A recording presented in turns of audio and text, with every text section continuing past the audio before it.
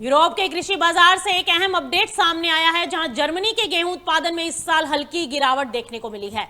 German farms association के मुताबिक 2026 में गेहूं का उत्पादन करीब 3.3% घटकर 22.38 मिलियन टन तक रह सकता है। हालांकि पिछले साल की असामान्य रूप से ऊंची पैदावार के मुकाबले ये गिरावट है और उत्पादन अभी भी लंबे समय के औसत से थोड़ा ऊपर रहने की उम्मीद है। वहीं दूसरी तरफ विंटर रैपसीड यानी सरसों जैसी तिलहन फसलों में भी करीब 4.5% की बढ़ोतरी का अनुमान है।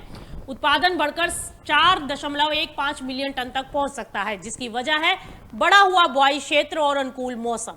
पर्याप्त बारिश और सर्दियों में कम नुकसान से फसल की स्थिति को मजबूत बनाए रखा है। अगर अन्य फसलों की बात करें तो तस्वीर थोड़ी मिली जुली नजर आई है। विंटर जौ का उत्पादन 0.5% तक घट गया है और स्प्रिंग जौ में 10.7% की गिरावट का अनुमान है, जबकि मक्का का उत्पादन भी करीब 1.5% कम रह सकता है। इस बीच ईरान युद्ध के चलते बढ़ती ऊर्जा कीमतों ने फर्टिलाइजरों को महंगा जरूर किया है, लेकिन फिलहाल इसका बड़ा असर नहीं दिखाई दिया, क्योंकि अधिकांश किसानों ने पहले ही इनपुट खरीद लिए थे।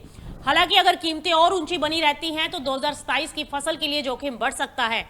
याद रहे, जर्मनी फ्रांस के बाद यूरोपियन यूनियन का दूसरा सबसे बड़ा गेहूं उत्पादक है और तिलहन बाजार में भी इसकी अहम भूमिका है। ऐसे में जर्मनी के उत्पादन में ये बदलाव पूरे यूरोप के कृषि बाजार की दिशा तय कर सकते हैं।